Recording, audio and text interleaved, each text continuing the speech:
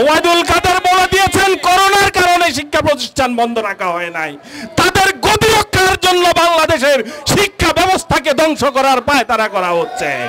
আজকে তিনি হুঙ্কার দিয়েছেন যে শিক্ষা প্রতিষ্ঠান খুললে ছাত্রলীগকে অস্ত্রশস্ত্র নিয়ে প্রস্তুত থাকার জন্য। তিনি যে হুঙ্কার দিয়েছেন এই হুঙ্কারের জন্য তার বিরুদ্ধে মামলা হওয়া উচিত, ফৌজদারি মামলা হওয়া উচিত। আগামী দিনে যদি কোনো শিক্ষা প্রতিষ্ঠানে কোনো সন্ত্রাস হয় তার হুকুমের আসামি হবেন এই ওবায়দুল কাদের, কারণ তিনি নির্দেশ দিয়েছেন শিক্ষা প্রতিষ্ঠান খুললে ছাত্রলীগ যাতে ছাত্রদের বিরুদ্ধে অস্ত্রশস্ত্র নিয়ে নামে সেই নির্দেশ তিনি দিয়ে রেখেছেন।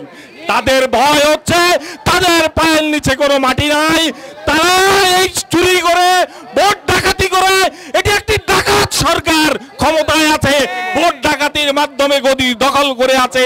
তাদের ভয় হচ্ছে ছাত্র সমাজ যেভাবে আফগানিস্তানে ছাত্র সমাজ যেভাবে ক্ষমতায় লড়াই করে এসেছে তাদের মধ্যে আতঙ্ক ঢুকেছে নতুন করে। বাংলাদেশের ছাত্র সমাজ রাস্তায় নামলে একদিনও তাদের গদি টিকবে না, এই ভয়ে তারা এখন শিক্ষা প্রতিষ্ঠান খুলে দিতে চায় না। সমস্ত কিছু খোলা, সব কিছু খোলা। 15ই আগস্ট আসলে কান্নাকাটি করার জন্য লকডাউন উঠে যায়। এই সব নাটক বন্ধ করে বাংলাদেশের শিক্ষা প্রতিষ্ঠান শিক্ষা ধ্বংসের এই খেলা থেকে বিরত হন, অবিলম্বে শিক্ষা প্রতিষ্ঠান খুলে দেন। শিক্ষাঙ্গন খোলা মাত্রই এই সরকার, স্বৈরাচারী সরকার, অবৈধ অনির্বাচিত সরকারের বিরুদ্ধে আন্দোলন দাবানলের মতো ছড়িয়ে পড়বে। আপনারা যতই আপনারা বিদেশি প্রভুদের সাহায্যে ক্ষমতায় টিকে থাকুন না কেন, আপনারা আর ক্ষমতায় টিকে থাকতে পারবেন না।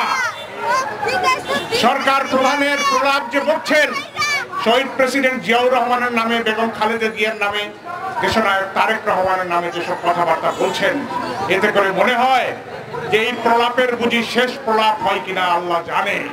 কারণ মানুষ কিন্তু ক্ষমতার শেষ পর্যায়ে কিন্তু এই ধরনের আবল তাবল কথা বলতে থাকে।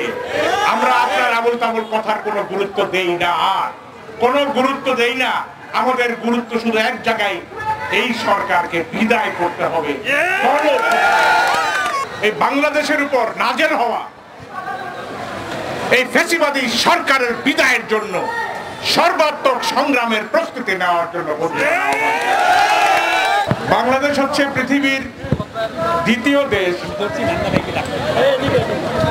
যারা শিক্ষা প্রতিষ্ঠান বন্ধের ক্ষেত্রে রেকর্ড সৃষ্টি করেছে। করোনা মোকাবেলার নামে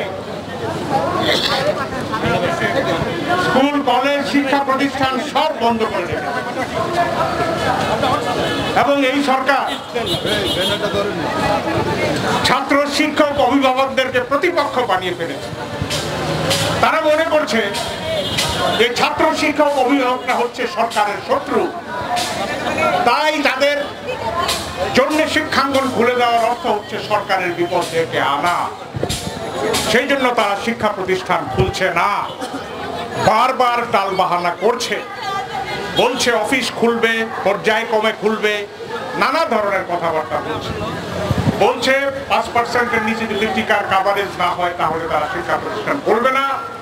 আবার বলেছে শিক্ষার্থীদের টিকা না দেওয়া হলে তারা শিক্ষা প্রতিষ্ঠান খুলবে না। অথচ শিক্ষার্থীদের টিকা দেওয়ার কোনো পরিকল্পনা সরকারের নেই। গণটিকার নামে গণপ্রতারণা করছে সরকার। অথচ যদি বিশ্ববিদ্যালয় এবং কলেজের শিক্ষার্থীদেরকে ইতিমধ্যে টিকা দিয়ে দেওয়া যেত, যত টিকা তাদের কাছে মজুদ ছিল সেই টিকা কিন্তু দেওয়া যেত, কিন্তু তারা ইচ্ছা করে দিচ্ছে না। এর কারণ হচ্ছে শিক্ষা প্রতিষ্ঠানকে বন্ধ রাখতে হবে। সরকার দুর্নীতির ভারে, অনিয়মের ভারে আজকে জবথবু হয়ে পড়েছে এবং তারা মনে করে শিক্ষাঙ্গন খোলা মাত্রই এই সরকার, স্বৈরাচারী সরকার, অবৈধ অনির্বাচিত সরকারের বিরুদ্ধে আন্দোলন দাবানলের মতো ছড়িয়ে পড়বে। বিশ্বে কোথাও কোনো কর্তৃত্ববাদী সরকার করোনা মোকাবিলা করতে পারে নাই এবং বাংলাদেশ হচ্ছে একই অবস্থায় আছে। দক্ষিণ এশিয়ায় বাংলাদেশ টিকাদানের ক্ষেত্রে সর্বনিম্ন পর্যায়ে আছে, কিন্তু তাদের মুখে কথা শুনলে মনে হয় তারা যেন করোনা জয় করে ফেলেছে। এই সরকার যতদিন থাকবে ততদিন করোনা যাবে না। যদি বাংলাদেশ থেকে করোনাকে বিদায় করতে হবে, তা করতে হয়, তাহলে এই হাসিনা সরকারকে আগে বিদায় করতে হবে।